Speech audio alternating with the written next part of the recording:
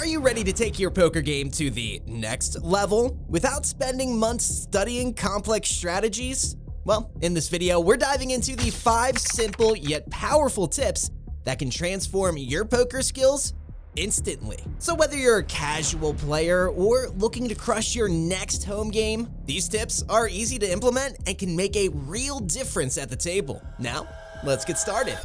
Tip 1. Mastering pre-flop discipline. Stick to the plan.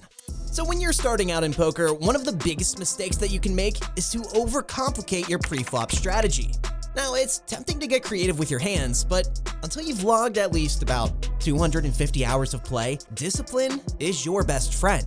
Now, the goal here is simple. Create a straightforward pre-flop plan based on your position at the table and stick to it like glue. Your position is critical because it determines how much information you have about your opponent's actions. For example, in early position, you should play only your strongest hands, like big pairs and strong aces. And as you move closer to the button, then you can start to widen your range, taking advantage of the additional information and the opportunity to act last post-flop. For example, a poker solver has a high likelihood of racing Queen 7 suited from the button when limped or folded too. Do you? The beauty of a simple pre-flop strategy is that it keeps you out of tricky situations. This minimizes the risk of getting tangled up in marginal spots where the right decision isn't really clear. The more you stick to this disciplined approach, the easier it's going to be to identify those patterns in your opponent's play, which in my opinion is absolutely invaluable when you start adding more advanced moves to your arsenal. So if you're new to the game,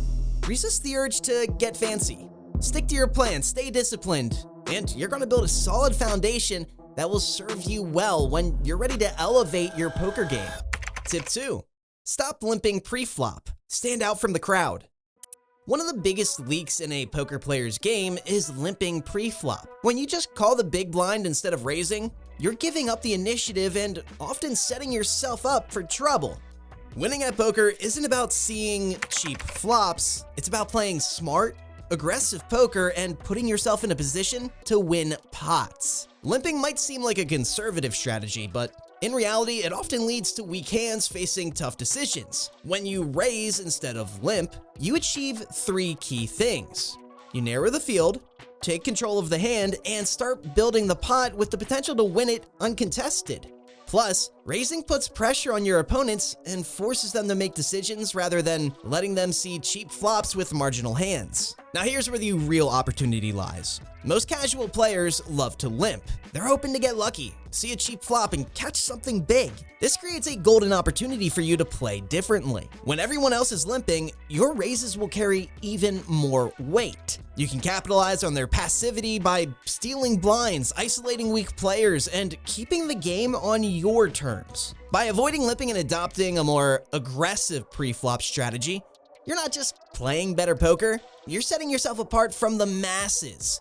The shift in strategy won't just help you win more pots, it will also make you a more difficult opponent to read and outplay. And that's where the real money in poker is made. Are you enjoying the video so far? Make sure to subscribe and ring that bell to never miss a poker tip or an epic poker moment. Tip 3. Ask yourself, is their range capped or uncapped? One of the most powerful tools in a poker player's arsenal is the ability to assess whether an opponent's range is uncapped or capped. This single skill can transform you from a passive player into an aggressive force at the table, capable of pushing opponents off their hands with well-timed bluffs. But what does it mean for a range to be capped? A capped range refers to a situation where your opponent is unlikely to hold a very strong hand, typically 2 pair or better. This often happens when an opponent checks twice in a row after no bets have gone in. Now, by checking, they essentially reveal that they don't have a monster hand. No player with a set, a straight, or a strong 2-pair hand would likely check twice when there's a chance to build a pot or protect against drawing hands. When you recognize that an opponent's range is capped, it opens the door for an aggressive play. If you're confident they can't have the nuts or even a moderately strong hand, this is your green light to apply pressure. Here's where the magic happens. Throw a strong bet at them, something significant, like $400 into a moderate pot. Now what this does is this move capitalizes on their capped range. and puts them in a spot where they have to make a tough decision with a weak holding. More often than not, you'll see them fold. Why? Because they know they can't beat what you're representing. When a player's range is capped, they might be holding weak top pairs, marginal hands, or even complete air. Your aggressive bet not only puts them to the test, but also exploits their hesitation and fear of facing a strong hand. The beauty of this tactic is that it's not just a blind bluff. It's a calculated move based on their actions. You're not guessing and recognizing when they've essentially told the table, I don't have a big hand. And in poker, when you spot weakness, that is your cue to strike. If you can master identifying capped ranges and respond with aggression, you'll find yourself winning pots without even needing to see the river. You'll create a dynamic where opponents become afraid to show weaknesses around you, giving you even more control over the table. And that control is where the biggest edges in poker come from. But you will start to notice that some players seem to call your bets no matter what, which leads to our next tip. Tip 4. Is your opponent inelastic? One of the most crucial skills in poker is the ability to identify and exploit inelastic players.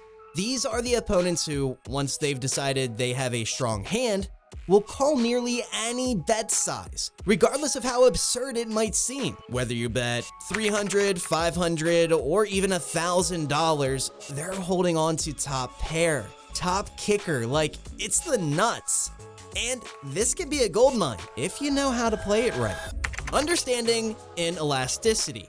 An inelastic player doesn't adjust their call range based on your bet size, they're not analyzing the pot odds, and they're not considering the possibility that you might be representing a monster hand. If they think their hand is good, they'll call, period.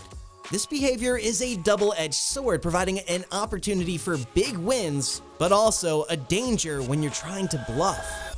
How to exploit inelasticity. Value betting big when you're ahead. If you don't have the nuts or a very strong hand, you need to make this type of player pay the maximum. Don't be shy about betting large.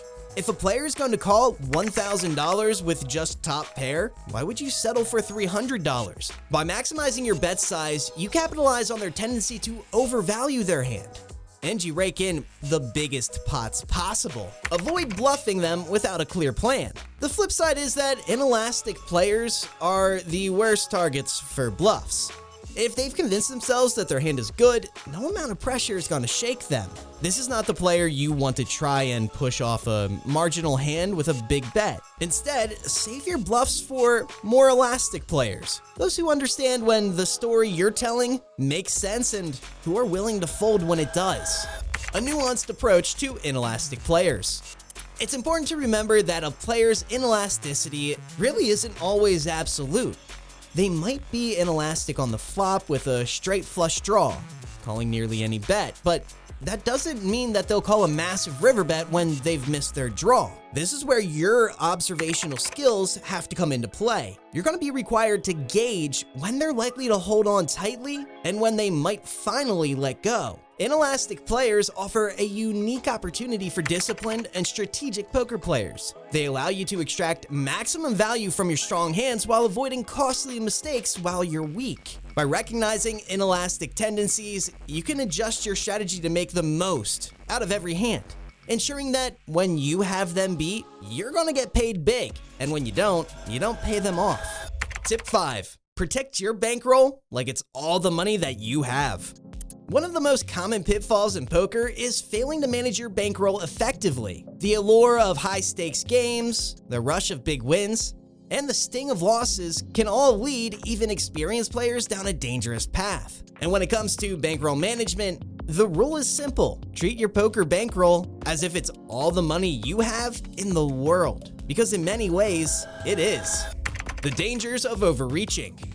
Winning at poker feels incredible. It boosts your confidence and can make you feel invincible. But this same confidence can lead to overreaching, playing in games with stakes too high for your bankroll to sustain. Many players convince themselves that they're ready for the next level, only to find that one bad session can erase months of hard-earned profits. Imagine grinding out small wins for weeks, building your bankroll with discipline, only to sit down at a high-stakes table and lose it all in a single hand. This happens more than you think, and it's almost always due to poor bankroll management.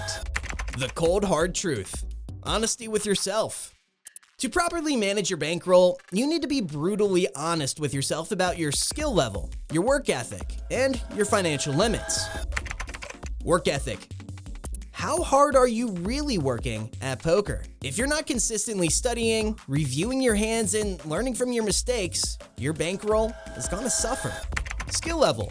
Are you truly ready for high-stakes games? Winning consistently at one level doesn't automatically translate to success at the next. Higher stakes mean tougher competition, and if you're not prepared, you'll be outmatched and quickly out of money.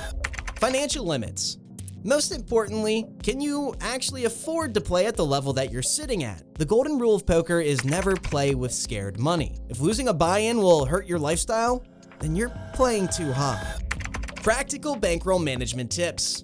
Stick to the 100 buy-in rule for cash games. A conservative approach is to have at least 100 buy-ins for the cash game level that you're playing. If you're playing $1 to $2 with a $200 buy-in, your bankroll should be at least $20,000 before you even start thinking about playing $2 to $5. Be more conservative with tournaments.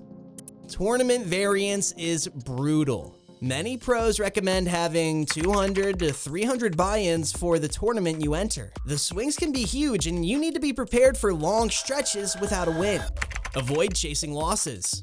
After a tough session, it's tempting to try and win back your losses immediately, often by moving up in stakes. This is a dangerous mindset. Go home, get some sleep, and shake off the loss. The poker room's gonna be open tomorrow. The bottom line, discipline wins in the long run. Bankroll management isn't the most exciting topic in poker, but it's the one that keeps the lights on for professional players. Treat your bankroll with the same respect that you'd give your life savings, because in a way, it is. Without a bankroll, even the best poker players in the world can't play. Protect it, nurture it, and let it grow steadily. If you do, you'll not only survive the inevitable downswings, but thrive in the long run. Make sure you like and subscribe to never miss an epic poker tip or poker moment. And good luck at the tables.